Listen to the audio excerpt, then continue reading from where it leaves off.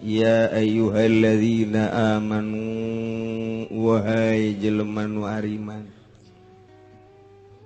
innamal khamru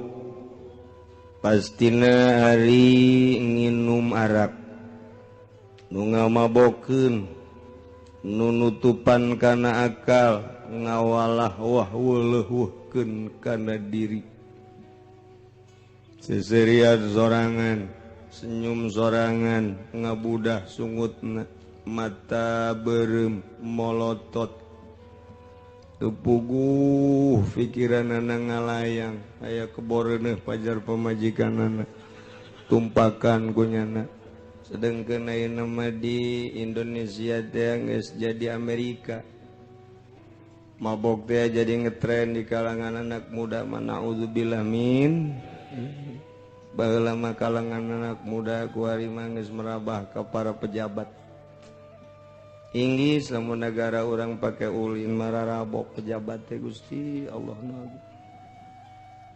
nyahoan becena teh kiai atuh pan baheula lurah ti baheula mararabok nyekelan botol kadeuleu ku masyarakat beri nongton orkes baheula lain nu kuari mah teu pati baheula ieu mah tapi masyarakat lurah na mabok ja araraman bae barariasa bae geus aya atuh kararita sabaraha tentara nu mabok di hareupeun masyarakat sabaraha polisi nu mabok di hareupeun masyarakat aju pejabat-pejabat cenah kiai mah bohong aing bohong koran pan emang kiai maca koran numpuk koran urut di warung dibaca ku aing pangangguran urut bungkus tarasi di deuleu dibaca ternyata dokter sedang mengecek Pemda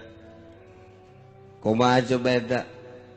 pegawai-pegawai apakah air seninya terjangkit ternyata ada sekian persen jadi koran teman ukos gitu mah salah aing salah koran bener aing bener koran nu jelas bener gitu bae pokona mah pan cenah ngabenerkeun negara teu ecreug mun ecreug nyana negara ecreug gitu bae pokona mah insyaallah pas gitulah ieu mabok kenang Yahudi ngasupkeun kristenisasi di Indonesia teu jalan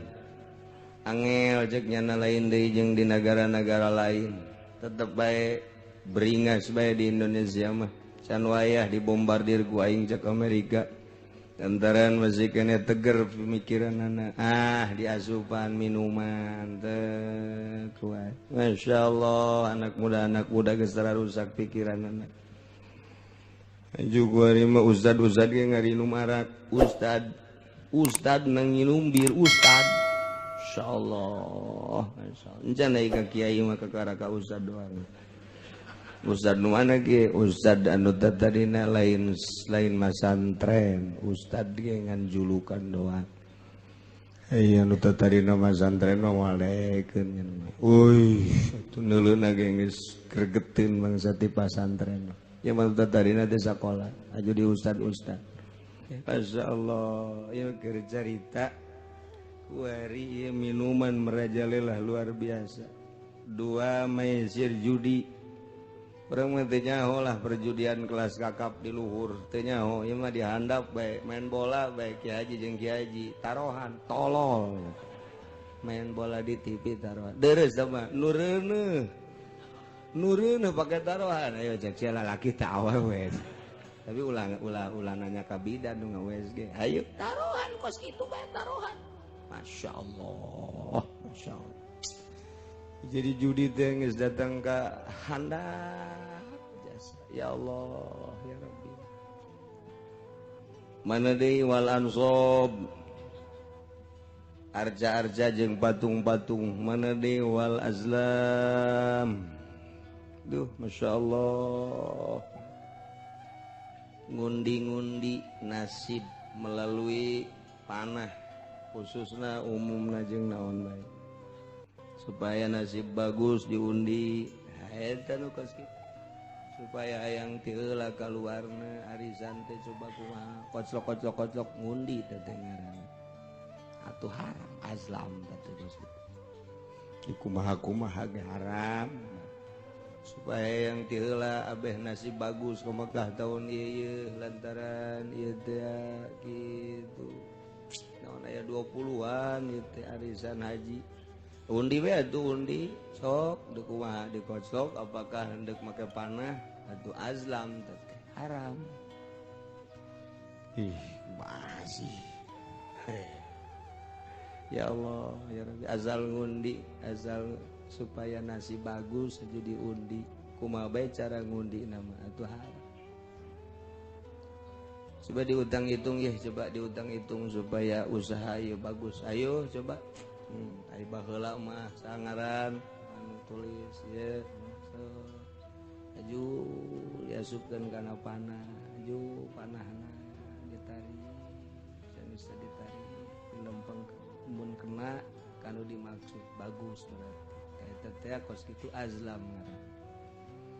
azlam teh lah kos kitu mah hese cenah kiai ieu bae ye tulis di dieuna teh kaju diputerkeun rolet teh ngaranna atuh eta kos kitu azlam kan. Aduh masyaallah eta atuh sarua bae dikocok teu beunang ulah insyaallah teh eta teh rijsum min amalis syaiton